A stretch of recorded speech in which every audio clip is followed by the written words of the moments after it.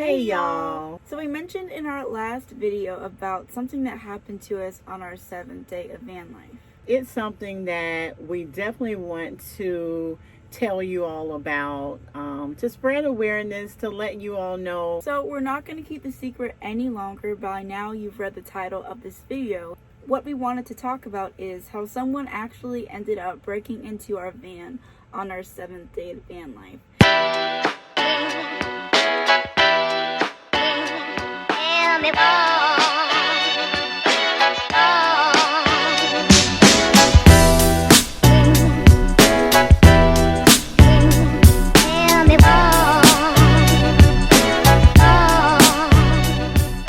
So I'm just going to jump right into it, and we're just going to tell you what happened. So it was around 1:30 a.m. We were all asleep in our home, and all of a sudden I hear someone tap, tap, tap very lightly. So of course I'm asleep. I'm a very light sleeper, so I immediately woke up and I was saying, was that real or was I dreaming? And then I hear again, tap, tap, tap. So I said to myself, that was real. So I immediately started waking up Goodbaby. Victory was already awake and he was barking. I woke up Goodbaby. She was kind of like in a daze, like, what's going on? So I told her, someone is knocking on the van. I got my cell phone and I dialed 911. As I got my cell phone and I dialed 911, I immediately started blowing the horn on the van and turning the lights on. As I did that, the person started knocking and trying to open the doors of our van. So at this time, I'm speaking with the 911 dispatcher, and she's asking me, where are we? Give her the address. So I'm telling her I'm at this location. I couldn't think of the address, but I knew where I was at as far as the campground name. As I'm giving her the name, the person is still trying to open the doors of the van. So finally, a gentleman got on the line and he was like, ma'am, where are you? At this time, the person was trying so hard to open the door that they were able to open the back door. So essentially, as Goodmommy has already said, she woke me up in the middle of the night around 1 a.m. Now, I would say that I wouldn't say I'm a deep sleeper, but a harder sleeper than Goodmommy is. So when she woke me up, I was still kind of disoriented. I knew something was going on because I heard her honking the horn. Obviously, I heard the commotion from someone trying to open each of the doors on all the sides of the van. The more I heard, the more aware I became that something definitely wrong was going on. So after the person went around the entire van trying to open each of the doors, they finally went to the back door. Now keep in mind that our bed, which we're sitting on now, it's currently converted into a couch, but since this was in the middle of the night, it was in bed mode. So I was on the bed looking at the back door because I heard the person trying to get in from the outside. And I don't know how this person opened the door, but they just pulled it so hard that it ended up flying wide open. And what really caught me off guard in the moment is that the person who broke in did not even stick their head inside the van. The door was just sitting there wide open, and the person outside went from completely ballistic, just trying to open all the doors, to completely silent. So at that moment, I was kind of frozen and kind of internally panicking because not only was Goodmommy on the phone, she's blowing the horn and all this commotion is going on outside, but the door is just wide open. And at that point, I don't know who was trying to get in. So I didn't know what this person looks like, if they were armed or not. There was just so many questions going through my head at once. So as soon as they opened the door, obviously I went to close it, and when I looked out, I saw a lady as I was going to shut the door, and she said, I'm sorry, I thought this was someone else, which I thought was particularly weird because I'm like, if you thought that this was someone else or you knew the person who owned this van, why would you go through all the trouble of essentially breaking into the van? Because that's essentially what she did. So obviously I quickly shut the door back at that point, and I just stayed there to try to guard it, so hopefully no one would do anything again. After I was able to shut the door back, it was complete silence. I didn't hear the lady anymore. I didn't hear her trying to open the doors anymore. It was just complete silence as I was sitting there guarding the door. However, even though I didn't hear the lady, what I did hear is a man, which we ended up finding out was actually one of our neighbors who lived near us at the campground, actually said, "If you don't leave now, I'm going to call the police."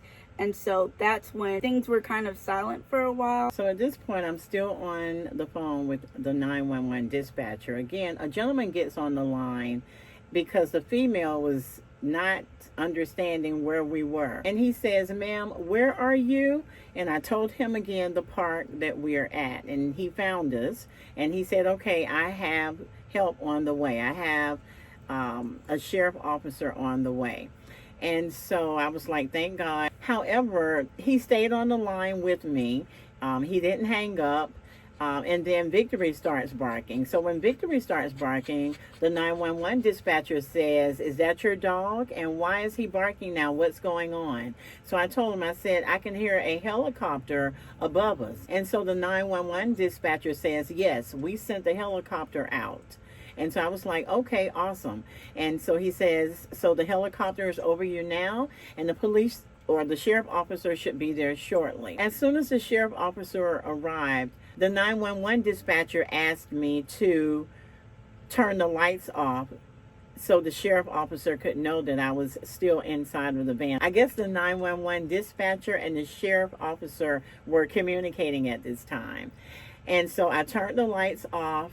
And the sheriff officer came up. He knocked on the window. He said his name. I told the 911 dispatcher that the sheriff officer was out there, and he confirmed, "Yes, please go ahead and open the door." So I opened the door, and it was a sheriff officer, and I got out of the van. He was questioning me about my name, asking me what happened, and he immediately said, "Yes, we sent a helicopter out, and the helicopter didn't see anyone in the area as well. He drove up and down the street, and he did not see anyone either." Basically, he sounded like he did not believe me. So I told him, I said, "Sir, it happened." So at that time, he asked me if he could speak with my good baby, and I told him, sure. Keep in mind, too, because this had happened in the middle of the night, at this point, I was still in my nightgown. And I never go out in public with my pajamas on, unless, you know, we're just taking Victory out on a walk. I'll usually wear a house coat on top, but I just had my pajamas on. That was it. And so that just goes to show how sudden this was. So essentially, the officer just questioned me about what I saw, and I basically gave him as good of a physical description as I could give as to what the lady looked like. Now, keep in mind, not only was I disoriented at this point because I had just basically waken up out of my sleep, but I was also kind of scared because I really didn't know what was going on, and it was dark outside. So when the lady was finally able to pry the door open, I didn't get the best view of her because it was so dark, and just my mental state at that point was not in, you know, a completely clear state to give a exactly accurate description. However, I did the best I could. What I said was pretty much the same thing that Good Mommy said because we experienced the same situation. And essentially, I just went back in the van with Victory and waited for the investigation and the search for the woman who broke into our van to continue. So after that, the officer asked if we could walk around the van and so that he could see the damage of the van. So again, I do not think that the officer believed me at this point.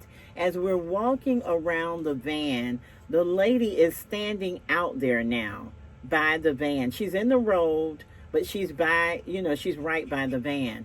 So the officer looks at me and he's like, "Is this her?" I said, "Yes, maybe that's her."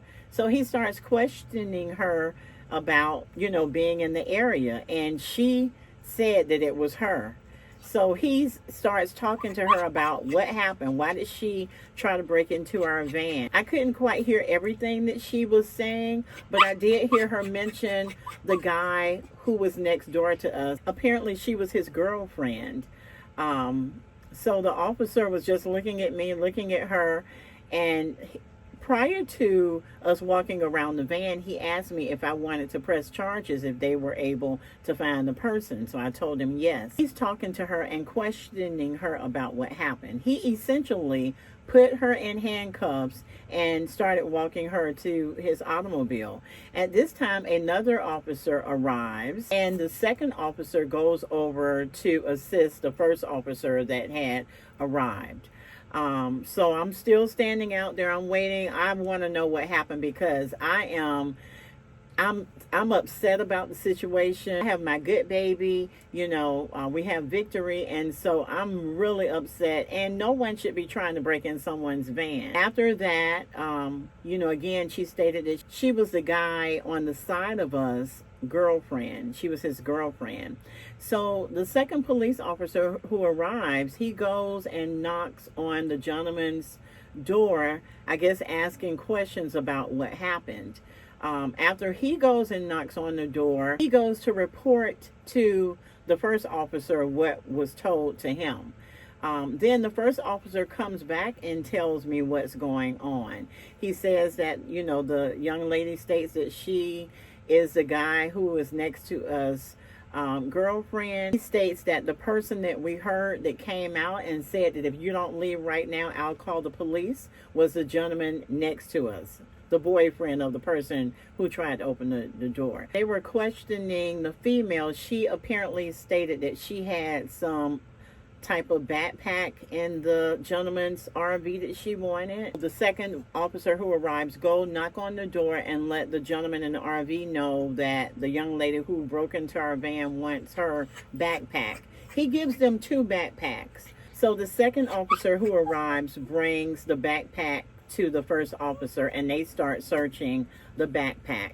Apparently they found some type of drug paraphernalia in the backpack, and so they go back to the first officer's truck and they start questioning her about the drugs, I guess, that they found in there. Come to find out, when they do come back to me to give me more information, at this time I'm calling Good Baby, letting her know what's going on. So while all of this was going on, I would say everything felt slower in the moment. I will say that, because me and Victory were waiting in the van. He was still anxious and barking because he heard these strangers talking outside. Obviously, he was still kind of shaken by the event that had just occurred and how the lady had pried her way into the van. So it was just, I would say, a little bit nerve-wracking. However, what I will say is that Goodmommy did a great job with keeping me updated during the process. She came inside the van several times. We exchanged some information via phone. So, as she was learning things, I was learning things. So I will definitely say that made me feel better. However, it was definitely a scary experience. Yeah.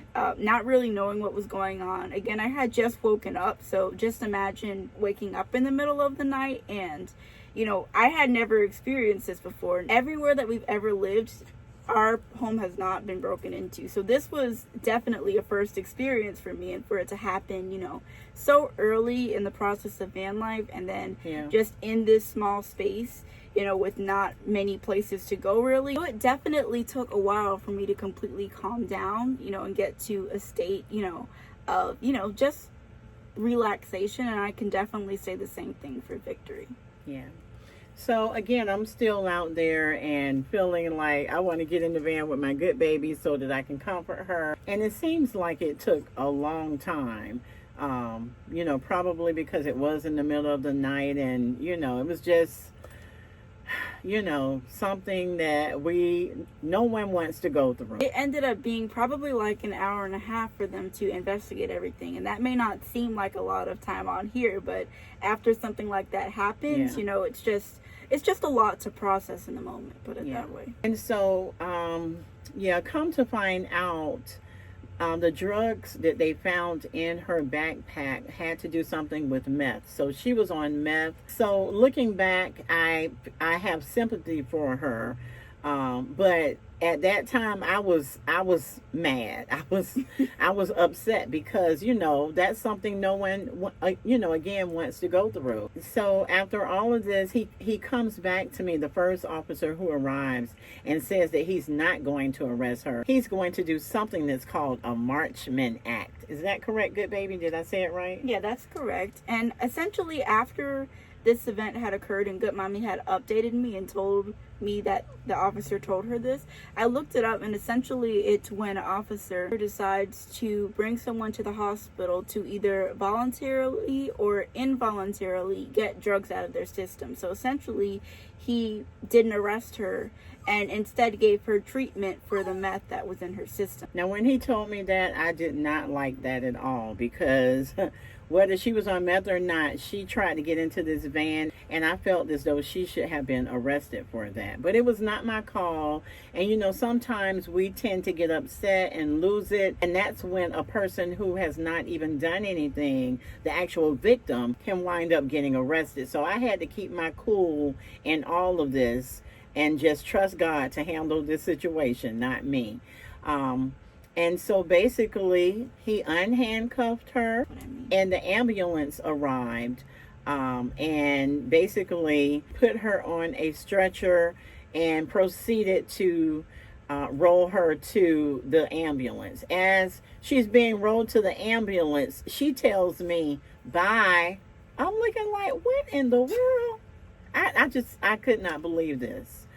Anyway, the second officer that arrived, he leaves. The first officer comes back to talk to me, so I'm telling him, look, I still want to press charges because I don't think this is fair. I'm saying it in a very calm voice, though, because I don't want him to say, you know, I tried to do something, he had to arrest me. And he basically told me that he felt as though she was not trying to break into the van. She was on meth. She didn't know what she was doing. You know, stuff like that. I'm already enough of that, you know. But that's what happened. Y'all, it took Good Baby and I at least about, 2 hours? Yeah. We set up, we talked about it, we prayed about it. We couldn't fall asleep right away. So eventually we were able to finally fall asleep. And I will say that was just, like Good Mommy said, you know, it wasn't, you know, something that, you know, it's easy to process, you know, this, at least in our time together, which is basically all my life, that had never happened to us. And we were already in a new environment since we had just started van life. So this wasn't like, you know, we were, you know, these seniors in van life, and you know, we had already known what we were doing. We were still figuring things out and, you know, getting the hang of sleeping in a van. And for this to be one of our, essentially our first experiences in our van, it was definitely something, you know, that took a while for us to process completely. And I still think in many ways we still haven't processed it completely, because it's still, you know, so recent. And but I just thank God that night, and since then we've had each other, and you know, we've just been able to do what we need to do to protect ourselves, and we were able to learn from that experience. Yes. And you know, use that in the future in a way that will help keep us safe, because at the end of the day, that's one of the most important things that we could have taken away from that experience. So I'm going to tell you what happened later on that morning, but before I do that, as Good Baby said, we have taken more precautions as far as safety. We put up a camera of our own. Now the park that we stay at has cameras, but we want our own camera on our van, and we've taken some other measures as well.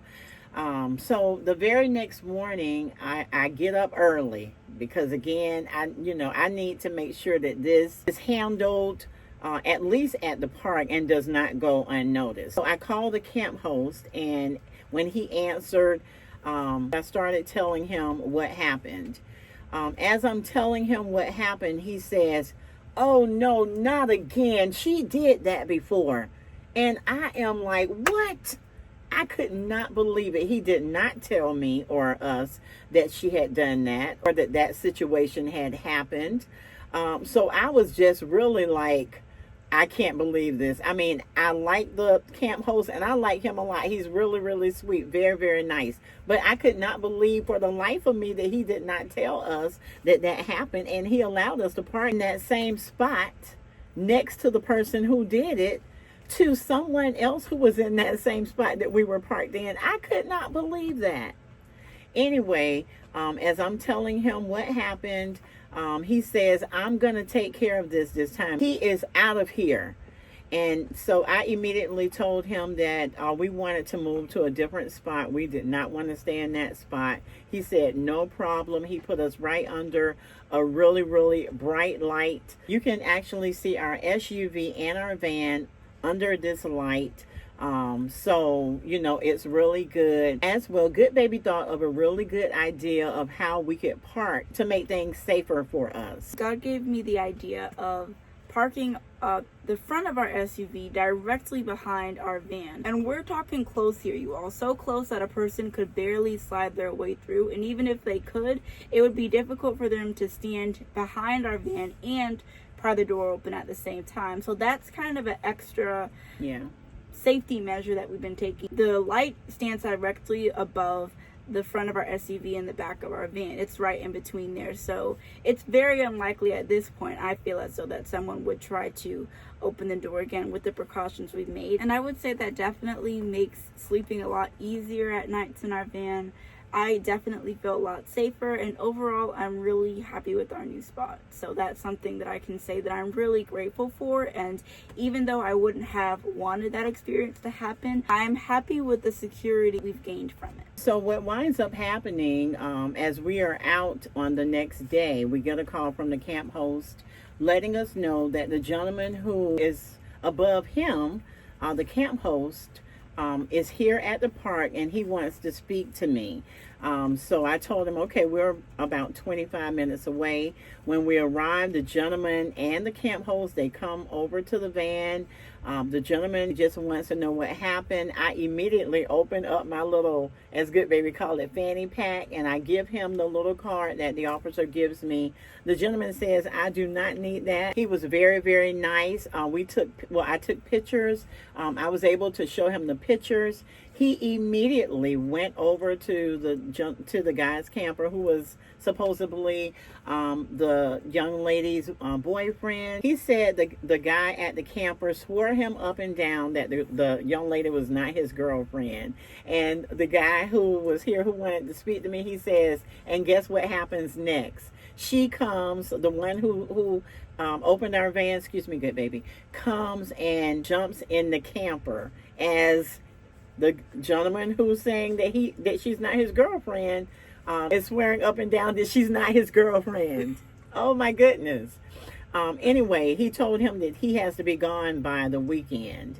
Fast forwarding, we come back Friday. On Friday, and he is the guy who owns the camper. When we get back on Friday, he's gone. He's no longer here. So at least they are no longer here. So we're very grateful for that. Very thankful to God that he protects us, not just in that situation, but in all of our everyday lives. So just grateful and thankful. And we just wanted to share this with you all so that you all can be aware of what happened to us. And, you know, just always be mindful of things that could happen. Not to walk in fear, not to be afraid, but just be mindful of your surroundings. Yes, that's definitely a big thing that we both wanted to say at the end of this video. Even though, of course, we definitely want to spread awareness, protecting yourself and those you love is a big part of this type of lifestyle. So we definitely wanted to make you all aware and just really press the importance, you know, of having those safety measurements put in place. However, we never want anyone to let the what ifs deter them from pursuing this lifestyle if it's something that you want to do, because there's so many great experiences that you can experience during van life. The people, the adventure, the financial freedom, the memories. There's so many benefits to this lifestyle, and something that me and Goodmommy have been discussing is that regardless of where you live, whether it's in a van, in a brick and mortar home, in a tent, regardless of what you call your home. Right. Anywhere can be broken into. I mean, people's houses made out of stone and brick and stucco and whatever else, they get broken into all the time as well. So we're not saying that van life is any less safe than any other lifestyle, honestly. Regardless of where you live, it's important to be careful. However, just like most people wouldn't hesitate to live in a brick and mortar home, if van life is something that you want to do and pursue, you shouldn't let, the what ifs or the possible dangers stop you from doing it. Just be aware of the what ifs and do what you need to do and have what you need to have to feel safe and to protect yourself and those you love, because at the end of the day, that's what matters most. Right.